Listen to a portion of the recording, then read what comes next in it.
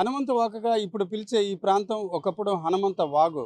ఇక్కడ సమీపంలో ఉన్న కొండను హనుమంతుని కొండగా పూర్వీకులు పిలిచేవారు.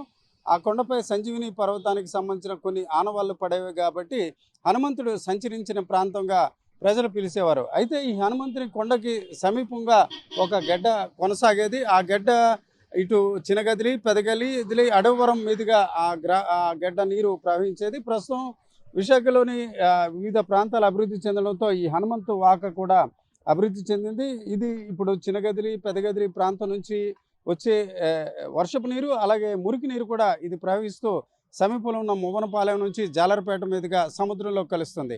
అయితే హనుమంత వాగు కాలక్రమంలో హనుమంత వాకగా ప్రసిద్ధి చెందింది. ప్రస్తుతం విశాఖలోని ఖరీదైన కార్పొరేట్ ఆసుపత్రులందరూ కూడా ఇటే ఉన్నాయి. ఆ క్రమంలో దీన్ని హెల్త్ సిటీగా కూడా ప్రజలు పిలుస్తారు. అయితే ఈ హనుమంత వాకగా పేరొందింది. అయితే గతంలో చూసుకుంటే మేయర్ గొలగాని హరివెంకట కుమారి ఉన్న సమయంలో ఇక్కడ హనుమంత వాకకు నిదర్శనంగా ఆంజనేయ స్వామి సంబంధించిన ఒక భారీ విగ్రహం కూడా ఏర్పాటు చేశారు. ఇది విదేశాల నుంచి వచ్చే వారికి, అలాగే విశాఖకు వచ్చే పర్యాటకులకు కూడా ప్రధాన ఆకర్షణ. గతంలో చూసుకుంటే ఆస్ట్రేలియా క్రికెటర్ డేవిడ్ వార్నర్ కూడా తన ఇన్స్టాగ్రామ్లో ఈ హనుమంతుని విగ్రహాన్ని కూడా అప్పుడు పెట్టుకోవడం ఒక రకంగా నెట్టింట వైరల్గా మారిన పరిస్థితి. విశాఖ నాగరికత వేరువేరు ప్రాంతాల్లో విస్తరించినప్పుడు కూడా విశాఖ నగరంలో అత్యంత ప్రాధాన్యత ఉన్న ప్రాంతాల్లో హనుమంత వాక ఒకటి. హనుమంత వాగు కాలక్రమంలో హనుమంత వాకగా మారింది. తాజాగా చూసుకుంటే విశాఖ నగరంలో ఖరీదైన ప్రాంతాలు, విస్తరించిన ప్రాంతాలు, జనావాసాలు ఉన్న ప్రాంతాల్లో ఒకటిగా ఇప్పుడు హనుమంత వాక ప్రసిద్ధి చెందిన పరిస్థితి మనకు కనిపిస్తుంది. హనుమంత వాక ఆ పేరులోనే హనుమంతుని పేరు దాగి ఉంది. విశాఖకు అత్యంత పురాతన నాగరికత చరిత్ర ఉంది. అందులో భాగంగా ఈ హనుమంత వాక కూడా ఉందని మనం చెప్పుకోవచ్చు. ఆంజనేయుని విగ్రహం ఇటీవల కాలంలో వైఎస్ఆర్సీపీ ప్రభుత్వ హయాంలో మేయర్ గొలగాని హరివెంకట కుమారి ఏర్పాటు చేశారు. అయితే దానికి కొన్ని వందల సంవత్సరాలు అంటే 1901 ప్రాంతంలో బ్రిటిష్ కాలంలో దీనికి సంబంధించి కొంత ఆనవాళ్ళు ఉన్నాయి. మనం చూస్తున్న ఈ కొండని హనుమంతు కొండగా పూర్వకాలంలో ప్రజలు పిలిచేవారు.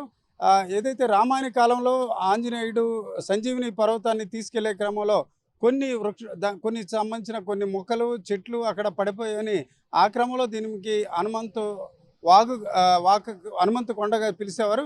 ఆ క్రమంలో ఈ హనుమంతు కొండకి సమీపంలో నుంచి ఒక వాగు వెళ్ళేది. ఇప్పుడు కూడా ఆ వాగు ఉంది. దీనికి ప్రస్తుతం హనుమంతు వాక గడ్డగా చెప్తారు. కొంతవరకు పూడ్చిపోయినప్పుడు కూడా ఏదైతే ఎగువ పెదగదిలి, చిన్నగదిలి ప్రాంతం నుంచి వచ్చే వర్షపు నీరు, మురికి నీరు కూడా ఈ హనుమంతు వాక మీదుగా మువ్వనపాలెం నుంచి దిగువనున్న జాలర్పేట పైగా సముద్రంలోకి వెళ్తుంది.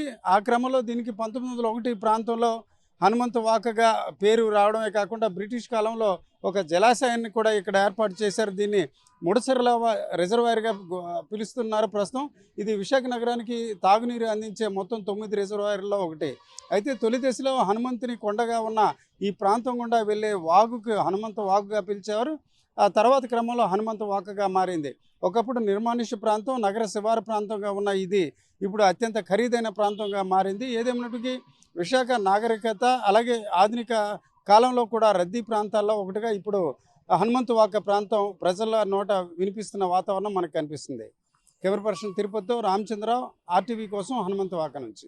Local to global news at your finger tips. మీ చేతిలో ఒక ఆయుధం. డౌన్లోడ్ రా TV app. Media legend Ravi Prakash is back.